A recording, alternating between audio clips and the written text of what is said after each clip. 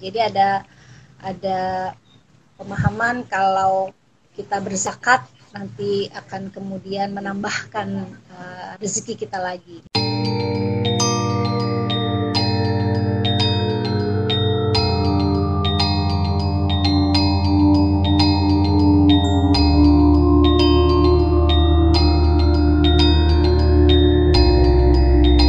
Bismillahirrahmanirrahim. Assalamualaikum warahmatullahi wabarakatuh. Selamat sore teman-teman sekalian. Salam sejahtera untuk kita semua. Selamat datang di akun Instagram Echa Nur Society. Ini adalah akun resmi yang dikelola oleh Nur Khalis Masjid Society di dalam rangka mendiskusikan isu-isu tentang Islam yang terbuka, Islam yang inklusif, dan Islam yang rahmatan lil alamin. Nah, sore ini kita akan bicara mengenai sepanjang 1 bulan ini kita bicara tentang puasa dan turunan-turunannya. Lalu pada sore ini kita akan fokus bicara tentang zakat dan pemberdayaan umat. Nah, teman-teman sekalian, kita tahu di dalam Islam bahwa zakat adalah satu kewajiban yang harus ditunaikan oleh setiap muslim. Nah, kalau kita bicara tentang dampak sosial dari ibadah puasa, nah zakat ini adalah salah satu rangkaiannya. Dia hanya bisa dilakukan pada bulan Ramadan, dan salah satu tujuannya adalah dia menjadi semacam pemberdayaan. Dia punya spirit pemberdayaan umat. Nah, zakat ini adalah salah satu rukun Islam yang punya efek penguatan ekonomi, kira-kira gitu. Sejak awal dia dikonsep, sejak zaman Nabi Muhammad, kemudian Khalifah meneruskan itu. Memang dia adalah tujuannya adalah untuk bagaimana membantu orang yang kurang berdaya, mustadafin, kemudian orang-orang yang kurang beruntung dan lain sebagainya. Nah, sore ini kita akan bicara topik relasi antara zakat dan pemberdayaan umat. Kita akan dibantu untuk menguraikan topik ini oleh Profesor Amelia Fauzia MA PhD. Beliau adalah guru besar di Fakultas Adab Universitas Islam Negeri Syariatullah Jakarta dan Direktur Sosial Trust Fund UIN Jakarta. Kita akan bicara ini sekitar 20-30 menit, Bu Amel. Setelah itu nanti kita akan mulai menjawab pertanyaan dari teman-teman atau memberikan komentar dari komentar yang dikirim oleh teman-teman sekalian di kolom komentar. Silakan Bu Amel, waktunya saya berikan. Baik, terima kasih Mas Oji. Assalamualaikum warahmatullahi wabarakatuh. Waalaikumsalam warahmatullahi wabarakatuh. Salam sejahtera bagi kita semua. Salam sehat buat kawan-kawan semua. Ya. Alhamdulillah siang hari ini, sore ya. Sore hari ini. Biasanya siang sama pagi. Ini sore. Ini jelang buka. Iya. Bisa join dengan Mas Oji di Cak Nur Society ya. Iya. Senang sekali untuk saya kira sharing topik-topik yang berkenaan dengan Ramadan, dengan puasa. Tadi pengantarnya saya kira sudah baik sekali untuk mengajak kita tentang zakat untuk pemberdayaan umat. Betul bahwa memang saya kira everyone knows ya, hampir semua orang tahu tentang apa itu zakat gitu. Yeah. Tapi saya ingin menggali saja sebenarnya ini ritual ibadah yang sangat menarik dan penting karena dia punya efek solidaritas sosial dan kemudian mengarah kepada kesejahteraan dan lebih dari itu keadilan sosial. Jadi tidak saja kalau ibadah sholat ya itu tidak secara langsung ada efek kesejahteraannya, tapi ini ibadah zakat. Jadi ini ibadah yang spesial dan sebenarnya ibadahnya menarik karena kalau kita dalamin kata zakah gitu kan, itu kan pensucian, membersihkan. Jadi kan beribadah, membersihkan harta. Ada yang bilang juga kalau harta bersih ya jiwanya bersih. Harta, jiwa, dan nanti diharapkan setelah pembersihan ini menjadi suci ini menjadi tumbuh lagi itu hartanya. Jadi ada pemahaman kalau kita berzakat nanti akan kemudian menambahkan rezeki kita lagi gitu. Ada sampai ke sana. Jadi ini yang menarik. Jadi ketika ada efek efek spiritualitas ya, efek Tuhanan di dalam situ, tapi di luar dampaknya itu efek sosialnya tinggi, kesejahteraannya tinggi.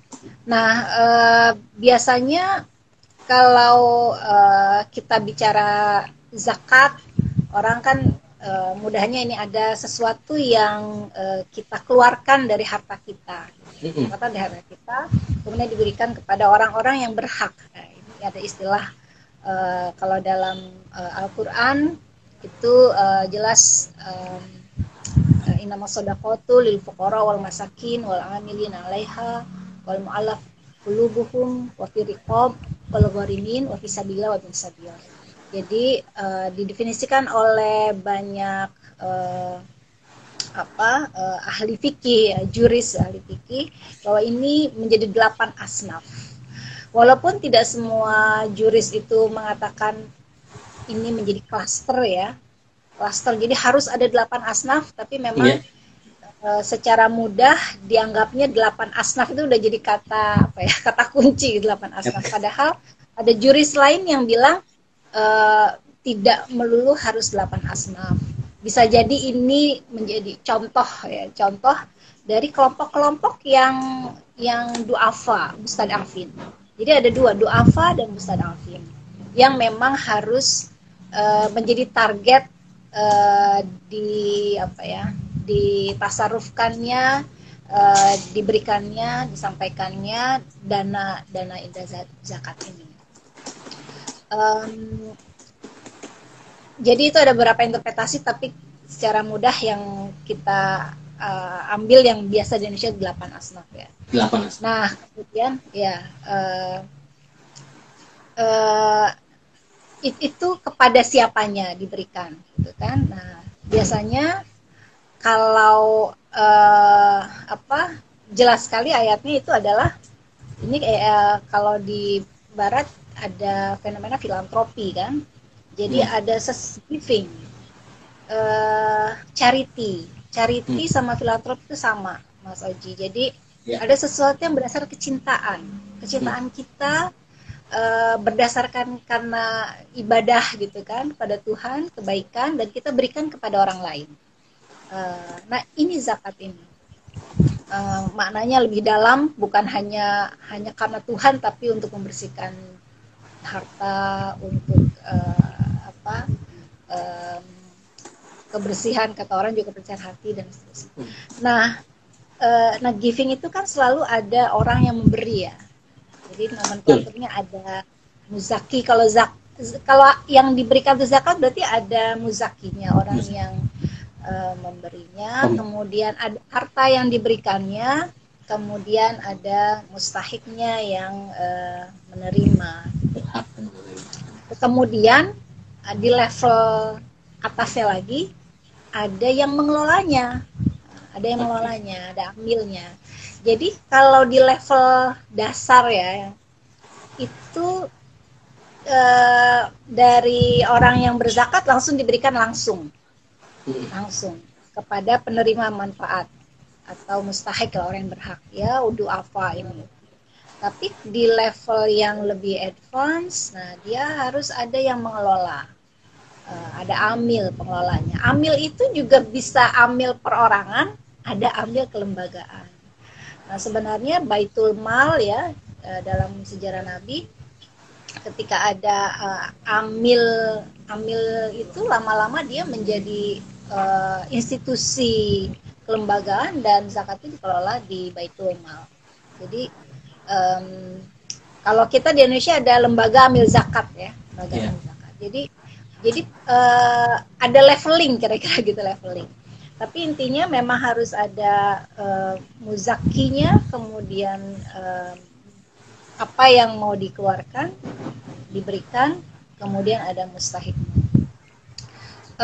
Memang di banyak tempat orang bilang zakat itu tidak termasuk filantropi, tapi kalau dilihat dari sisi prakteknya di sosialnya, banyak ilmuwan termasuk saya sendiri berpandangan bahwa ini masuk kepada wilayah filantropi, kedermawanan.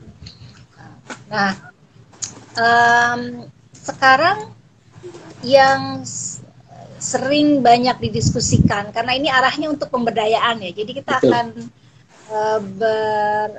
menggali tentang kalau dananya ada terus dikemanakan gitu. Tadi saya bilang ada leveling gitu. Leveling bagaimana dari sisi jenis zakatnya itu kemudian mempengaruhi pendaya gunaannya. Misalnya dan saya kira ini beragam ya.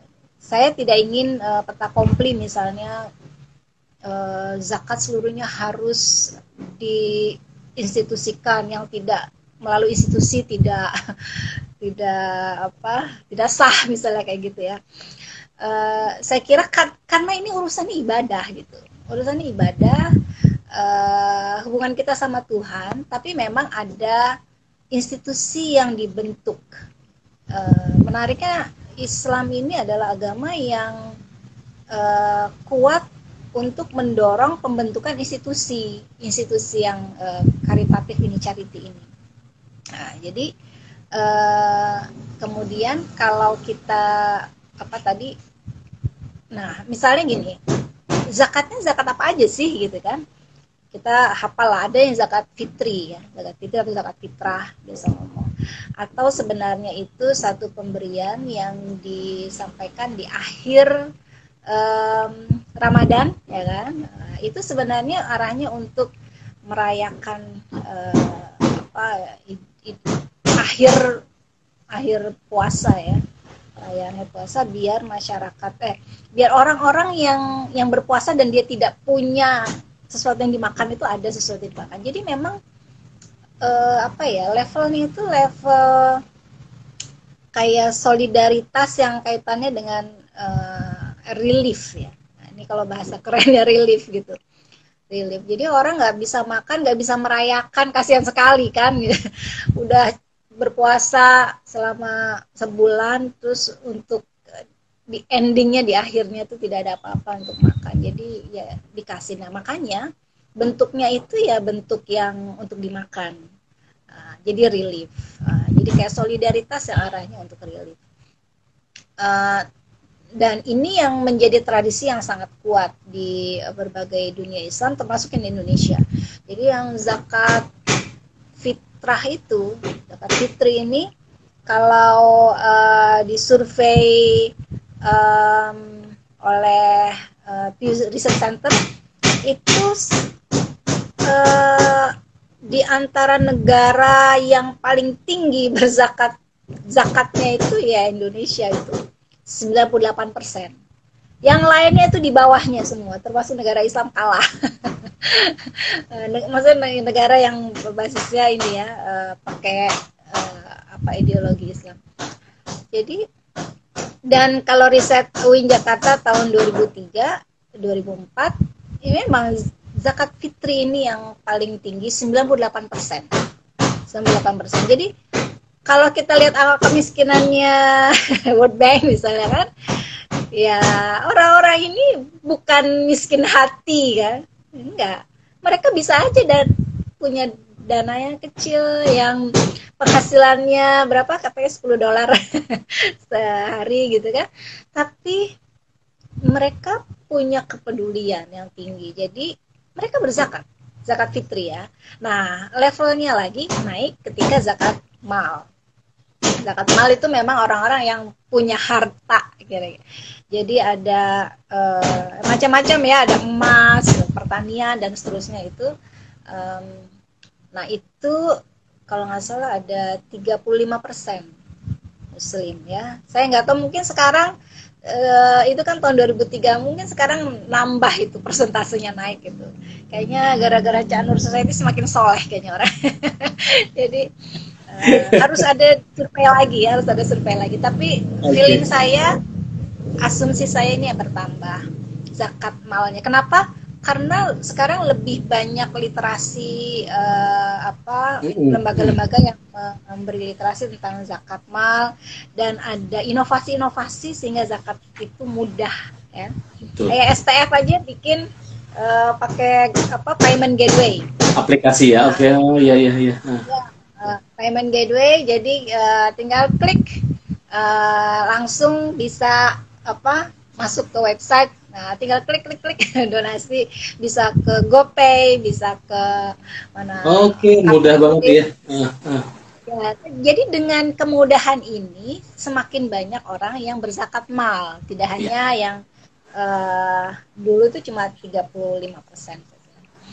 Nah, kalau zakat mal itu levelnya lebih tinggi. Ya walaupun yang tadi memberinya cuma 35% ya, tapi saya kira kuantitasnya lebih besar. Kuantitasnya lebih besar dibanding zakat fitrah. Nah, biasanya yang untuk pendaya gunaannya, nah ini yang bisa lebih apa ya fleksibel untuk digunakan bagi pemberdayaan, ya untuk kegiatan-kegiatan yang pemberdayaan, advokasi dan seterusnya. Um, karena levelnya tadi beda. Kalau tadi yang apa ya Fitri itu lebih karena memang celebration gitu, jadi solidaritas makanan, dan kemudian zakat mal, itu memang sesuatu yang lebih krusial gitu, sesuatu yang di ayat-ayat Al-Quran itu mengarah kepada bahwa ini untuk memberdayakan dan ini adalah hak, dari harta kita ada hak orang lain dan untuk keadilan sosial.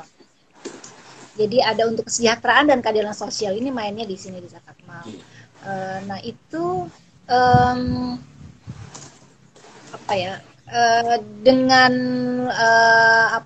sumber yang berbeda, tapi bukan berarti kemudian zakat fitri itu tidak bisa digunakan untuk pemberdayaan, bukan berarti begitu ya. Bisa juga, bisa juga. Jadi misalnya zakat fitri tapi yang disalurkan kepada kelompok-kelompok yang memang mereka mustadafin.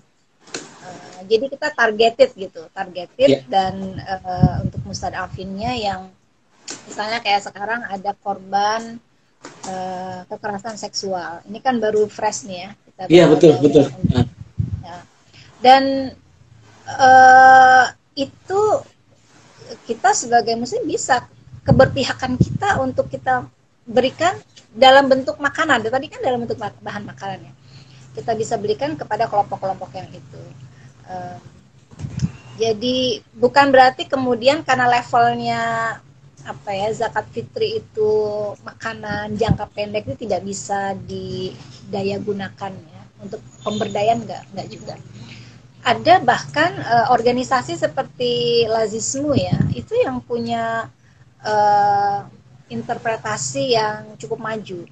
Jadi banyak ulama ya, mayoritas saya kira jumhur ulama itu berpegang pada kalau zakat fitri itu harus harus disalurkan segera kira-kira gitu kan, karena poinnya kan untuk selebrasi gitu.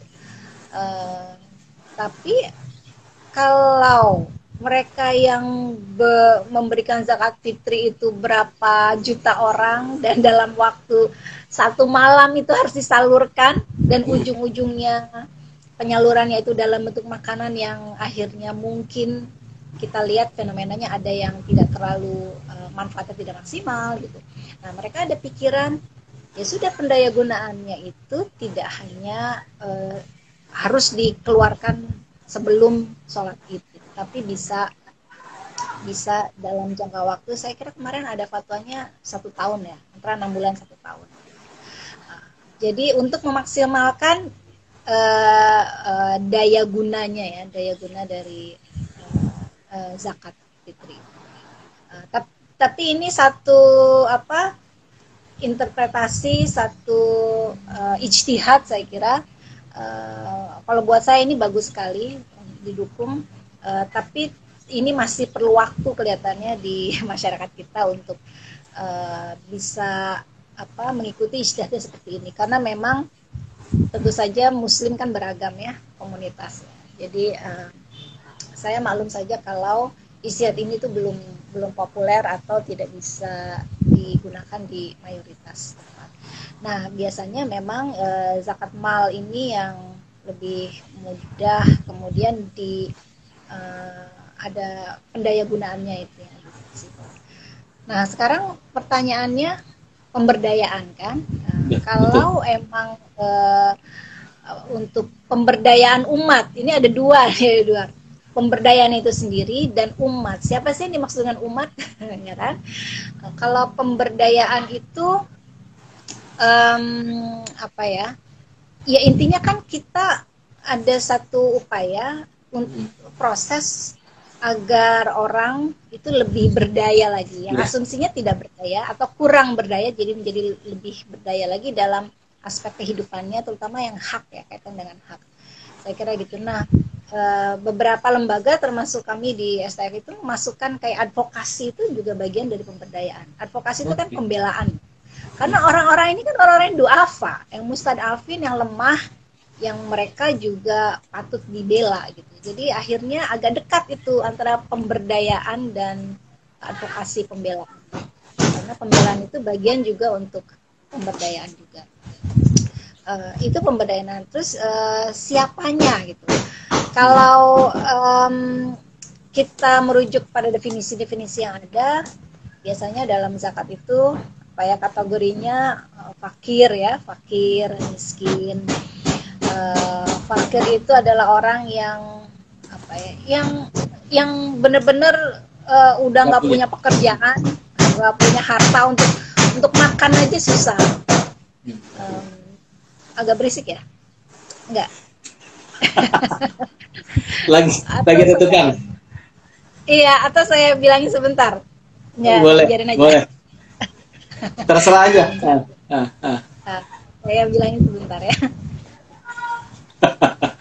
Teman-teman sekalian, ini ada sedikit tak tok. Nah, ini lagi tukang mau lebaran, jadi banyak tukang di rumah.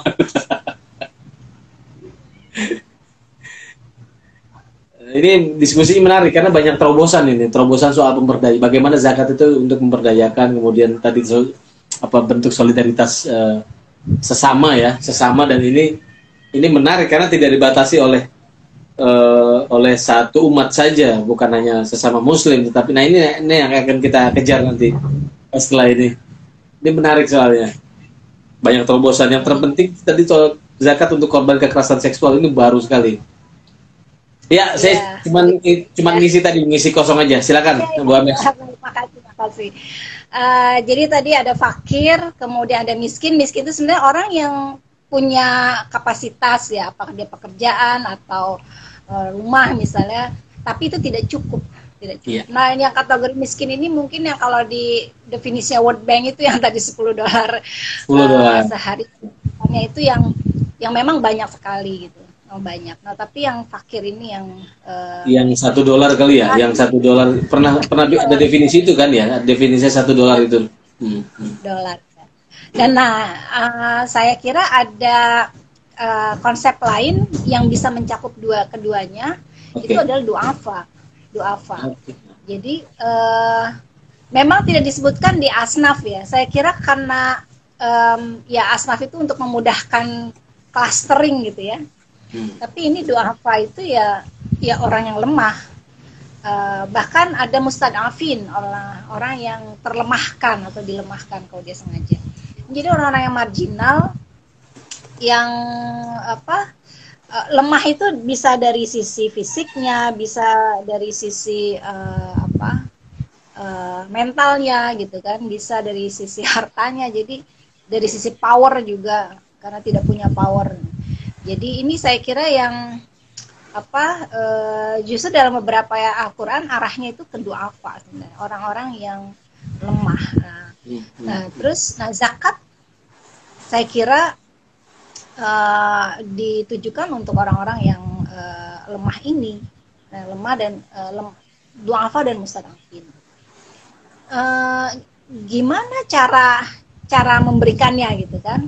Nah, oh ya, sebelum masuk ke caranya, saya kira tadi ada setelah pemberdayaan itu umat. Nah, kalau dalam tren gerakan filantropi, charity, itu ada definisi umat itu ada yang ada yang diartikan sangat spesifik bahwa ini ya kalau zakat dari muslim ya untuk orang muslim aja gitu kan. Dan ini menjadi definisi, ini menjadi asumsi yang banyak dianut oleh ulama, oleh jumhur karena kehati-hatian saya kira. Dan konteksnya karena komunitasnya mayoritas muslim, hampir semuanya muslim.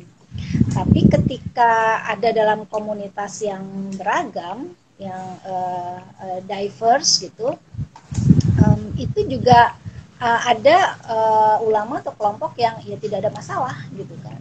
Bahkan ada yang sampai melihat pada ayatnya begini, innama shadaqatu lil fuqara'i wal masakin dan seterusnya. Emang ada tuh innama shadaqatu lil muslimin dan seterusnya. Nah, itu kan tidak ada.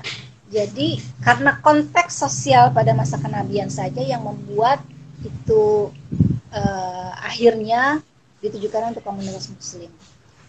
Kemudian juga karena ada urusan politik ya, politik, perang, konflik, dan itu yang membuat akhirnya sentimen asobia, sentimen kelompok, dan itu akhirnya terimbas kepada zakat. Padahal pada masa Nabi dan Baitul Mal itu enggak. Saya bahkan ngelihat ada praktek-praktek yang kayak saya kira Abu Bakar atau Umar itu lagi jalan ke Syam, terus tiba-tiba di jalanan ada orang-orang yang kena lepra, itu kelompok-kelompok yang kena lepra, dan mereka itu kelaparan, kena lepra, coba itu kan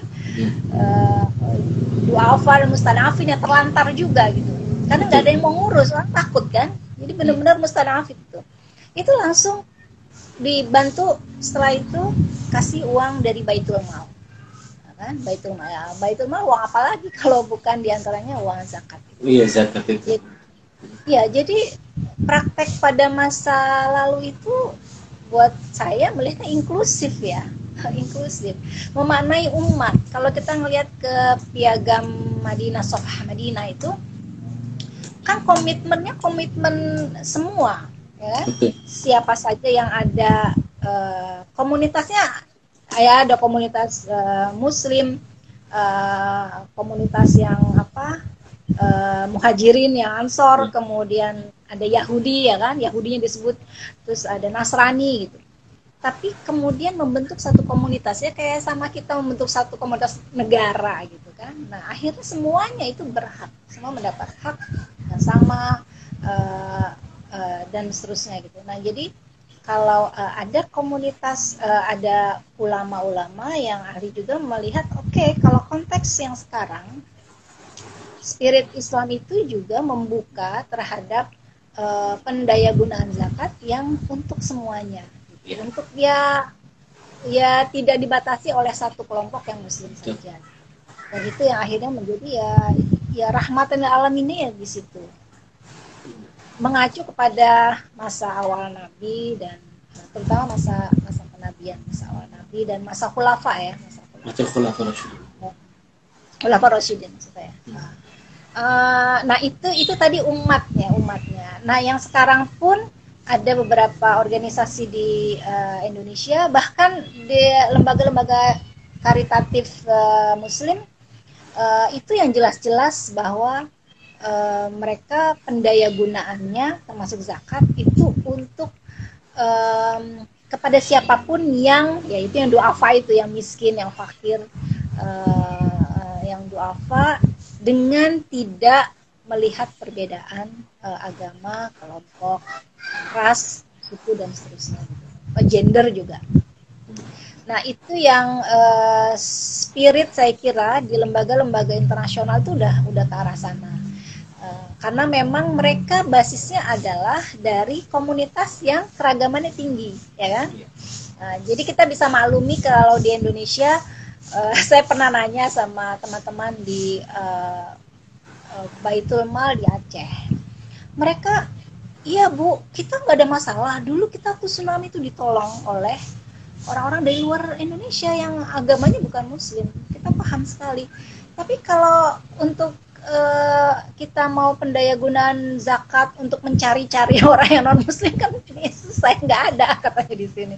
Saya bilang iyalah, nggak perlu mencari-cari ya kalau datang gitu kan. Jadi karena memang itu tidak ada gitu. Nah, tapi karena komunitas kita ini kebiasaannya memang banyaknya mayoritas sehingga akhirnya terlupakan. Jadi saya kira upaya untuk ke arah lebih ada upaya yang memperhatikan kelompok-kelompok minoritas itu saya kira penting. Karena memang biasa terlupakan. Nah, jadi kepada tadi umatnya itu. Nah, sekarang caranya, kalau pemberdayaan tadi kan sebenarnya bentuknya beragam sekali, sangat beragam cara pemberdayaan. Yang paling sering disebut-sebut ya pemberdayaan ekonomi kan, pemberdayaan ekonomi. Karena memang jelas kelihatan ini bentuknya uang, bentuknya dana kan. Akhirnya dijadikan untuk modal usaha dan seterusnya. Ini pun juga sebenarnya hal yang agak baru ya di dunia, di Indonesia. Dulu namanya zakat itu dari masa kolonial ya paling gitu-gitu aja dipakainya. Jadi sebenarnya sekarang tuh sudah lebih maju untuk pemberdayaan ekonomi gitu. Untuk modal usaha. Jadi sudah jauh lebih maju saya kira pentasarufannya. Dan nah saya kira selain yang untuk ekonomi sebenarnya banyak yang bisa digunakannya untuk pemberdayaan itu banyak. Dan pemberdayaan itu tidak hanya kemudian bentuknya kayak penguatan kapasitas. Kayak orang yang tidak bisa berdagang, tidak punya modal, nggak bisa berdagang, akhirnya dibantu modal, dibantu dia skill untuk bisa berdagang, diberi akses gitu misalnya. Nah itu penguatan kapasitas. Nah ada juga yang diperuntukkan untuk advokasi atau pembelaan. Tadi yang cerita yang korban kekerasan seksual, dan mereka itu agak susah untuk tiba-tiba menerima dana begitu aja. Jadi memang harus ada treatment khusus dan memang harus ada keberpihakan. Dan ada juga dana untuk zakat untuk pemberdayaannya ini yang tidak melulu semuanya harus dalam bentuk uang, ya kan, modal, enggak juga, tapi dalam bentuk pencegahan. Program-program pencegahan. Nah ini yang saya kira wilayahnya banyak pencegahan, apakah itu climate change, apakah itu kekerasan seksual, apakah itu trafficking gitu kan, pencegahan itu bisa banyak. Jadi sebenarnya wilayahnya luas sekali untuk bagaimana kita bisa mendayagunakan zakat itu. Nah, saya ada ini kayaknya kita udah kelamaan ngomong ya saya. Ada sebenarnya hadis yang menarik ya. Sebagai contoh, jadi kan ada masyarakat terutama yang tidak percaya gitu. Udah zakat langsung aja dibagiin aja gitu. Nah, ini ada satu hadis yang sering digunakan oleh teman-teman untuk meyakinkan bahwa sebenarnya dari Rasulullah itu juga sudah berpikir tentang pemberdayaan. Jadi hadis riwayat Abu Daud, Tirmizi dan Ibnu Majah. Jadi di satu riwayat itu ada Anas bin Malik itu yang meriwayatkan, katanya ada sahabat dari kaum Ansor datang ke Nabi, terus dia minta sesuatu ke Nabi. Terus Nabi nanya gitu, ada sesuatu nggak yang kamu miliki di rumah gitu kan? Terus ada sih, tapi cuma ada heels, ada kain gitu kan, satu lagi sama mangkok katanya. Ya nggak apa-apa, bawa sini. Terus orang itu pulang, terus dia bawa. Terus sama Nabi dia lelang gitu ya. Ayo, ini siapa yang mau beli gitu kan? Siapa yang mau beli? Yang tertinggi siapa? Ada yang 1 dirham. Ada lagi nggak? Ada yang 2 dirham. Akhirnya laku 2 dirham. Terus dia kasih ke orang itu. Ini 2 dirham buat makan setengahnya, terus setengahnya lagi beli kampak. Ya, beli kampak, nanti bawa lagi ke sini kampaknya. Terus dia balik lagi, udah dapat kampak kan. Terus Nabi bilang, sekarang kamu cari dan tebang kayu, cari kayu dan tebang kayu, terus kemudian kamu jual. Kamu jual, jual ke orang pasar. Jangan ke saya, nanti kalau ke saya itu setelah 15 hari. Sudah, orang itu pergi, dan akhirnya dia 15 hari datang itu, nah dia sudah punya uang 10 dirham. kan. Nah, ini dan akhirnya ya sudah ini dibelikan makanan pakaian dan dijadikan ya, usaha lagi kira-kira kayak gitu. Nah itu kan sebenarnya contoh bahwa Nabi itu melakukan pemberdayaan, ya kan? Yeah. Kalau orang itu cuma dikasih uang, dikasih makanan, stop sampai di situ aja. Pemberdayaan itu dia harus bisa memberdayakan dirinya dan kemudian dianya yang terlibat di situ. Jadi bukan hanya sekedar dapat dikasih selesai, enggak, itu enggak bisa. Dan contoh ini yang digunakan oleh banyak teman-teman untuk memberi. Iya. Loh, ternyata Nabi itu juga melakukan pemberdayaan ekonomi gitu. Dan akhirnya setelah dia dapat 10 dirham itu dia bilang, nah ini lebih baik perbuatan seperti ini daripada sekedar minta-minta. Jadi itu saya kira, dan di akhir saya ingin bilang bahwa memang bagaimana kita menggunakan zakat ya untuk pemberdayaan, bagaimana menggerakkannya, kita tahu nih sebenarnya kan, tahu manfaatnya luar biasa daripada sekedar ngasih sembako misalnya gitu. Tapi kalau kita ubah untuk pemberdayaan ini jauh lebih besar manfaatnya. Tapi kan ada kompleksitas masyarakat ya. Jadi yang tidak bisa, tadi bahasa saya, ada yang memang kita tetap butuh untuk relief itu sembako, yang karitatif, tapi ada juga yang jangka panjang. Nah, bagaimana yang untuk jangka panjang ini supaya lebih masif, lebih diperkuat? Saya kira itu PR penting. Bagaimana kita bisa melakukannya? Ya, kalau saya maklum karena saya juga membandingkan dengan masyarakat di luar Indonesia. Kalau di Indonesia itu ya termasuk kayak saya sendiri ya, saya masih ngasih sembako ke tetangga-tetangga dan apa. Saya tahu gitu. Saya berzakat juga untuk yang beasiswa ya kan, untuk korban kekerasan, tapi komunalitas ya, tradisi kita yang kuat itu tidak bisa kemudian kita langsung hitam putih, wah nggak bisa, harus ke sana ya. Saya kira butuh proses panjang untuk ada kesadaran. Jadi mungkin uang zakatnya itu juga bisa dipakai untuk penyadaran juga harusnya ya. Penyadaran, penguatan kelembagaan. Saya stop di sini ya. Kayaknya kepanjangan. Oke, Mbak Amel ya. Makasih. Iya, mungkin itu juga ada unsur yang tadi saya juga masih melakukan. Artinya ke sekolah kan diminta, misalnya ada anak sekolah, dia nanti kan akan ke Tangsel misalnya ya, akan dimanfaatkan di wali kota. Nanti akan diperdaya untuk pemberdayaan segala macam. Ada juga unsur yang kita ngelihat langsung nih Bu Amel, ada tetangga kita memang yang benar-benar kelihatannya tuh memang enggak, ini harus dikasih gitu, harus dikasih. Jadi ada unsur yang memang kita merasa lingkungan kita, sebelah kita, rumah kita itu memang perlu langsung, ya itu oke. Tapi kalau kita hidup dalam satu lingkungan yang memang mapan begitu, mungkin kita bisa salurkan itu ke STF, ke Lazismu, ke Lazis NU, segala macam lah. Pokoknya lembaga-lembaga zakat yang mengelola itu.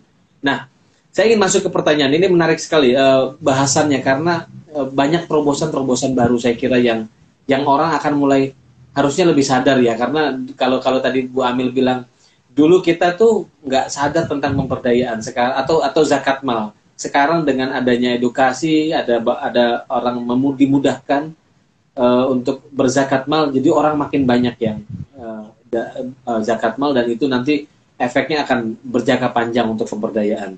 Nah, pertanyaannya pertama soal tadi udah dijawab, yang pertanyaan pertama sudah dijawab. Ini bicara tentang bagaimana zakat kalau diberikan langsung kepada orang yang kita anggap du'afa. Jadi memang orang langsung. Tadi udah dijawab sama Bu Amel. Lalu kemudian, nah ini yang kedua, kalau modelnya tadi pemberdayaan, boleh nggak? Boleh jadi zakat tidak diberikan atau didistribusikan pada hari raya karena dia akan diberikannya nanti-nanti. Padahal saya nggak tahu.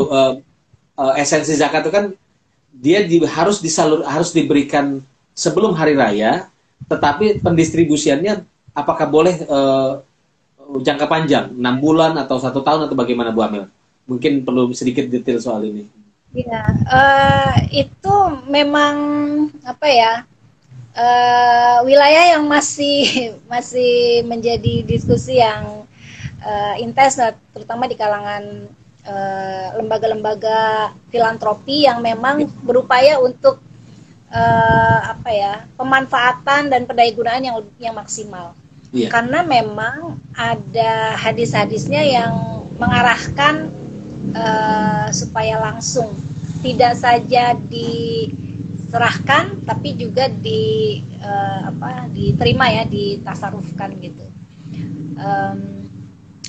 Hanya memang kalau kita berpikir agama itu untuk maslahat ya, kemaslahatan masyarakat, dan ini juga ada beberapa dalil, saya tidak terlalu sampai detail untuk bicara fikihnya gitu, usul fikihnya, tapi kayak lazisme sendiri, Muhammadiyah itu mereka pentasarufannya bisa sampai 1 tahun.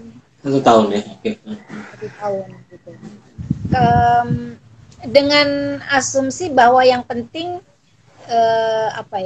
untuk kemaslahatan, karena kalau bayangkan dana 1 malam itu bisa berapa miliar. Iya, betul, betul. Tiba-tiba kayak ini aja ya, kayak kita ada serangan fajar gitu, serangan fajar, seret gitu kan, dan ujung-ujungnya ya cash ya kan, bentuknya yang akhirnya hilang. Jadi kalau kita berpikir untuk lebih kemaslahatan, ijtihad yang mendorong ke arah pembolehan itu ada. Iya. Ya, jadi ya saya nggak bisa detail terkait fikihnya ya itu, karena memang biasalah. Saya kira yang namanya fikih itu ijtihad itu akan betul. Muncul terus. Saya sih yakin ya, semakin nanti kita masyarakat semakin ada kemudahan, kemudian ada literasi yang baik, kemudian ada reinterpretasi yang untuk semangatnya untuk lebih ke pemberdayaan. Saya yakin ke arah sana nantinya akan bisa ya. Jadi tidak hanya harus habis saat itu juga gitu. Ya. Oke, ini ada satu yang baru tadi disampaikan soal zakat untuk korban kekerasan seksual. Ini saya juga baru dengar, mungkin di Ikaluwin ya. Saya kira di Ikaluwin itu saya terlibat, bukan terlibat, maksudnya saya ikut dengar gitu. Ini gimana ininya? Apakah ini baru semacam ide saja, atau itu memang sudah mulai berjalan? Akan dijalankan tahun itu atau gimana, Bu Amel? Kalau di STF ya kita setelah diskusi Ikaluwin itu kita langsung bikin membuka rekening, kemudian ya menawarkan bagi siapa yang mau zakatnya disalurkan untuk korban kekerasan seksual, kita akan menerima, dan nanti penyalurannya itu kepada lembaga-lembaga yang memang punya ekspertis di bidang itu. Oh iya. Karena nggak bisa kayak kita ngasih tetangga gitu, beda. Oh iya, iya. Betul. Harus disclose gitu kan, caranya dan seterusnya, karena secara psikologis mereka juga sudah punya problem psikologi. Nah jadi misalnya kepada lembaga-lembaga yang sudah melakukan pendampingan, advokasi, ya oke. Advokasi ya, kayak misalnya LBH Apik gitu kan. Betul. Kemudian ya Rahima dan seterusnya. Saya kira banyak, Komnas juga. Ini Nah, ini yang kalau dilakukan oleh STF ini kita baru ya. Tapi saya kira ada juga teman-teman di Muhammadiyah yang sudah mulai fundraising itu sudah beberapa bulan terakhir, saya kira sebelum ini. Alasannya sih sebenarnya karena ya ampun, kalau mau kita bilang duafa dan mustadafin itu yang paling menjadi orang atau korban yang sangat butuh bantuan. Kadang kita ngelihat tetangga sekeliling kita ya butuh bantuan ya, tapi kan tidak menjadi korban kayak mereka seperti itu yang ruang untuk hidupnya saja sudah sulit gitu kan, untuk ekonominya sudah tertutup, belum lagi yang lainnya untuk kebutuhan berobatnya juga dan seterusnya. Jadi betul. harusnya kelompok-kelompok ini yang menjadi prioritas juga gitu. Kayak TKI yang korban trafficking dan Betul, itu betul. selama ini kan kita tidak terfikir, padahal kita ada semangat zakat kan semangat sebenarnya untuk membela orang-orang yang mustadafin ini gitu kan. Saya kira saatnya kita memang harus ke sana. Upaya diskursusnya sudah lama, diskursusnya sudah lama, termasuk Betul. kayak perempuan-perempuan yang secara tidak sengaja gitu akhirnya masuk ke dunia PSK misalnya kan, yang Betul. sebenarnya mereka butuh kerjaan. Nah itu sudah saya kira sejak diskursus filantropi ya, praktek filantropi ini ada, kita tahun berapa ya, 2000-an itu sudah mulai ada diskursusnya. Harusnya bisa untuk perempuan-perempuan seperti itu. Oke, oke. Tapi actionnya ya saya kira yang memang Iya, betul, betul. belum ada yang sangat konkret ya. Baru ya akhir-akhir ini saja. Ya, ya mudah-mudahan makin kemari makin konkret ya, teman-teman sekalian. Saya kira ini satu terobosan penting yang perlu didukung. Saya kira perlu, karena kalau bicara tadi Bu Amil bilang kalau bicara tentang agama untuk maslahat umat, ya ini salah satu bentuk yang paling real yang kita lihat sehari-hari, dan makin kemari juga makin banyak ya ininya ya, korbannya segala macam. Nah, ini saya mau masuk ke pertanyaan berikutnya, Bu Amel. Ini ada dari, sebentar, ini ada dari Nenden Naila. Apakah zakat fitrah harus berupa bahan pokok atau beras? Karena ada yang bilang zakat fitri atau zakat fitrah itu berupa uang lebih ke zakat mal. Uang lebih ke zakat mal. Maksudnya Iya, zakat kan ada orang yang zakat itu dengan uang ya, 35.000 misalnya ketentuan di ini. Ya. Itu sebenarnya ini saja sih. Zakat fitri itu memang intinya itu memang bahan makanan. Bahan makanan. Cuma yang mudahnya itu diuangkan gitu. Karena saya kadang sering lihat juga ya, orang dikasihnya beras ya kan. Kasih beras, tapi kemudian dia kan nggak hanya makan beras, nggak ada uangnya, belaunya gimana? Akhirnya, nah ini yang saya suka lihat dan perhatikan, sama mereka dijual ke warung. Untuk dapat cash, ya nggak semuanya gitu kan. Ada ya, dijual ke tetangga. Ada tetangga saya suka dengar ditawarin, ini saya dapat beras ini nih, ayo dong dibeli gitu kan. Saya ada 2 karung, ini 1 karung dijual, karena dia butuh lauknya dan butuh kebutuhan yang lain. Jadi akhirnya lebih singkatnya ya, dunianya modern, lebih simpel. Ini kan beras ujung-ujungnya juga nanti buat dimakan juga, butuh lauk dan seterusnya. Akhirnya ya dalam bentuk uang. Dulu itu di masa ya termasuk di masa kolonial itu perdebatannya ini sekali tuh, antara nggak boleh yang harus beras, harus pokok, harus makanan pokok, harus beras. Tapi ada organisasi yang seperti Muhammadiyah itu yang berani, ya gimana gitu kan, ini buktinya orang susah, dia punyanya uang, nanti dia harus ke warung beli beras, nanti dikasih orang beras, terus nanti dikasih lagi, terus dia butuhnya makanan yang non beras, akhirnya dibalikin lagi. Jadi akhirnya muter-muter.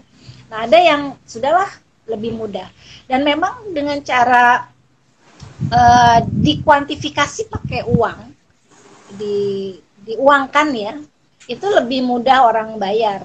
Mau bayarnya kapanpun, kemanapun, dimanapun, itu lebih mudah. Tapi tetap saja kan, uang itu kan tetap aja hitungannya beras kan, Indonesia kan, beras 2,5 kilo atau 3,5 liter.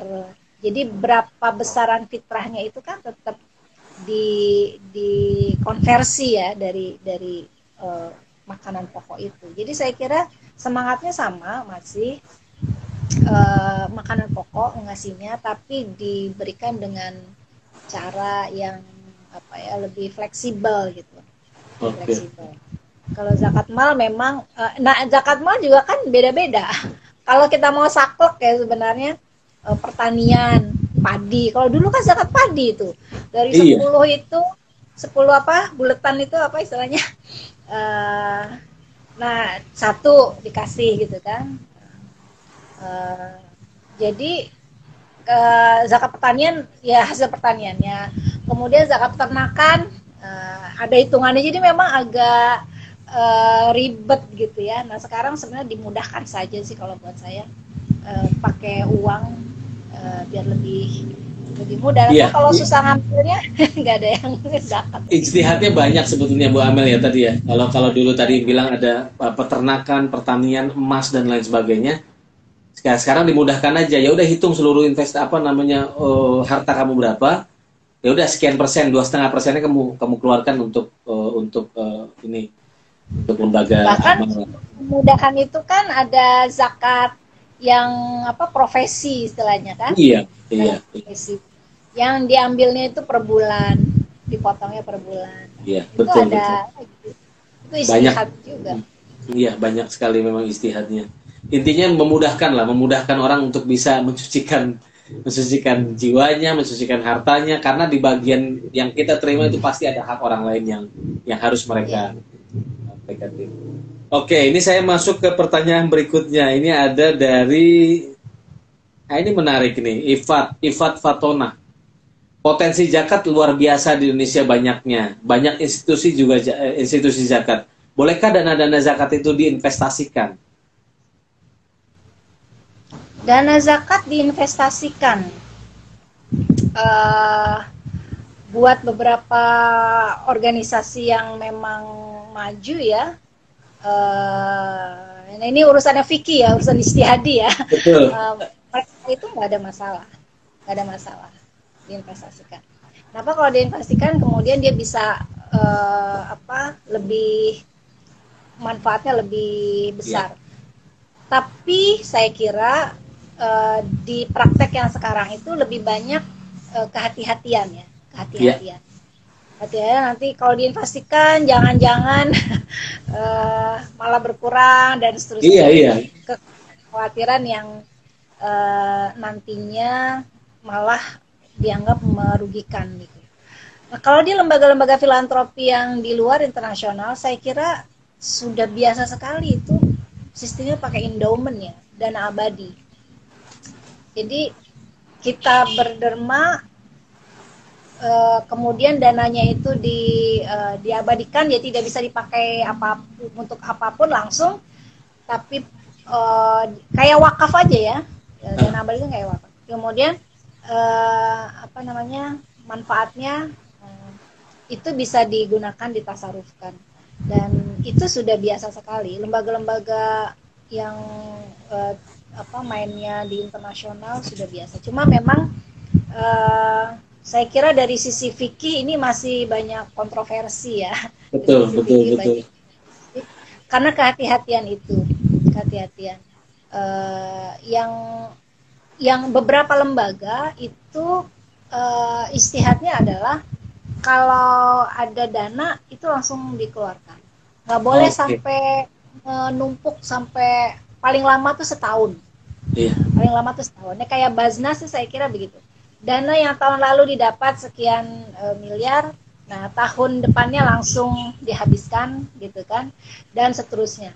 Tapi ini juga ada kritik tentu saja. Kalau kayak gitu ya bagaimana kita mau pemberdayaan ya, iya betul. maksimalkan dana ini. Beberapa lembaga yang besar-besar di luar ya terutama, nah itu mereka sudah mencoba istihad yang berani lah ya, berani. Tergantung fikihnya siapa yang dipakai sih. Kita ini kan Imam Syafi'i, Bu Amel, jadi memang unsur hati-hatinya sangat tinggi. Hati-hati gitu ya. Betul, saya mengerti.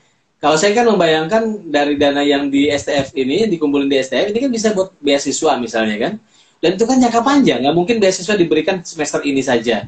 Kalau dia berprestasi akan ditambah lagi semester berikutnya, dan itu dimungkinkan kalau kita punya dana yang besar tadi ya akhirnya menumpuk, bukan ditumpuk dalam arti tidak guna, tetapi memang untuk kebutuhan tadi yang Bu Amel sampaikan. untuk pemberdayaan itu tadi. Panjang memang ininya. Ya memang apa tadi ya banyak ininya lah, banyak terobosan, dan saya kira ini ijtihad betul yang tadi kali-kali Bu Amel sampaikan. Butuh ijtihad dan butuh ya ada kehati-hatian di dalamnya. Berikutnya ini ada waktu kita sedikit lagi, tapi ada pertanyaan menarik saya kira ini dari Ali Topan. Realitas di perkampungan, distribusi zakat fitri atau zakat fitrah itu diberikan kepada kiai, ustadz atau guru ngaji. Nah, di dalam apakah kiai, ustadz dan guru itu masuk penafsiran jihad fisabilillah tadi dalam 8 asnaf? Menurut Bu Amel bagaimana? Iya.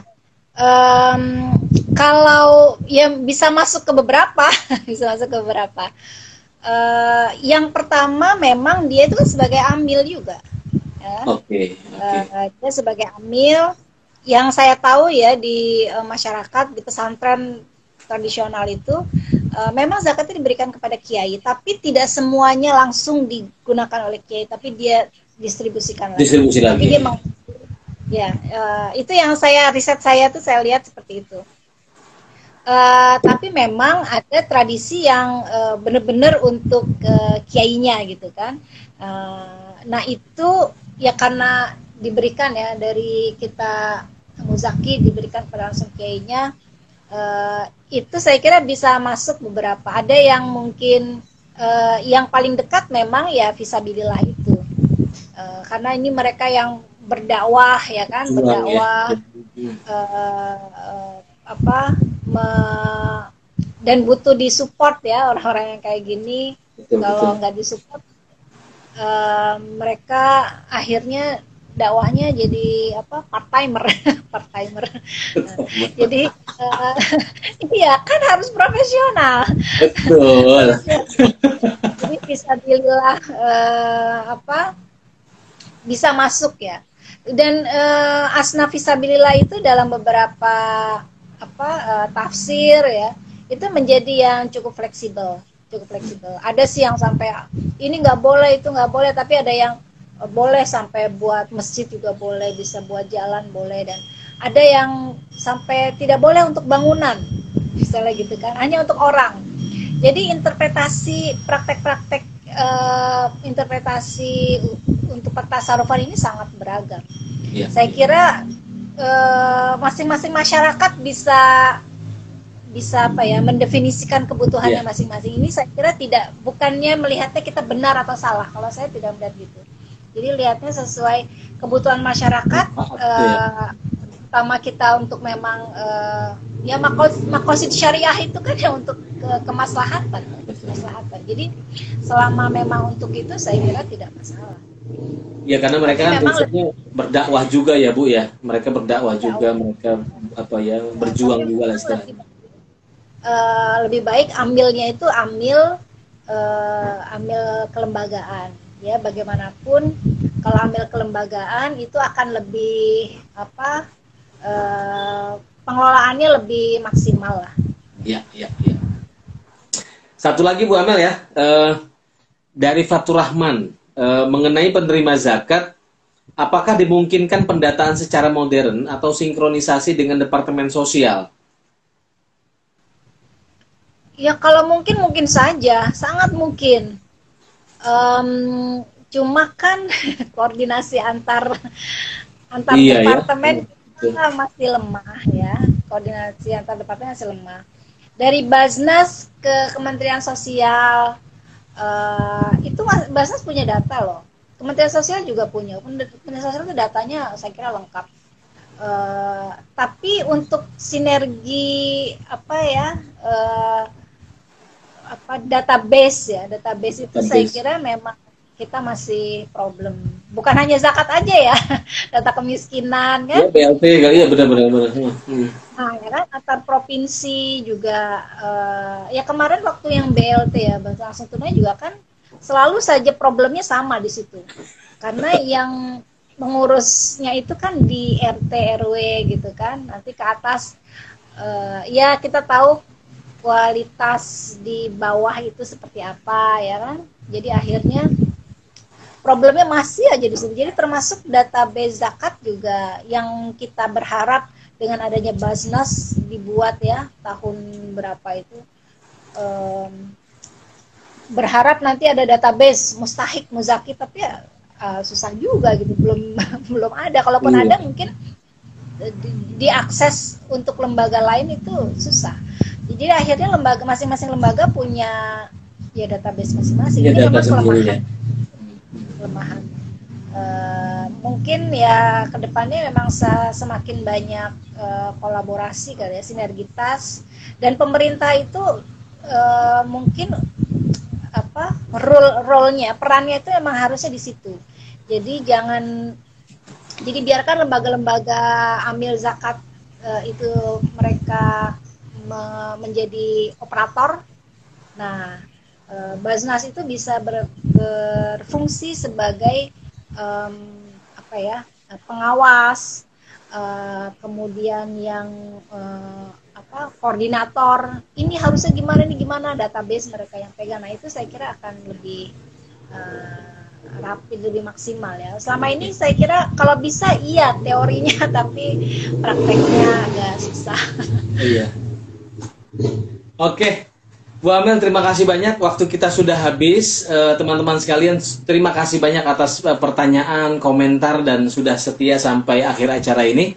Ada banyak sekali informasi yang kita dapat, terutama buat saya, ada banyak yang baru. Saya kira ini terobosan-terobosan di dalam zakat dan filantropi. Saya kira ini perlu respon yang baik dari masyarakat. Ada edukasi di sana, ada orang yang diberdayakan dan sebagainya. Jadi ijtihad ini memang penting dilakukan supaya manfaat agama sebagai maslahat itu menjadi mungkin di hari-hari belakangan nanti.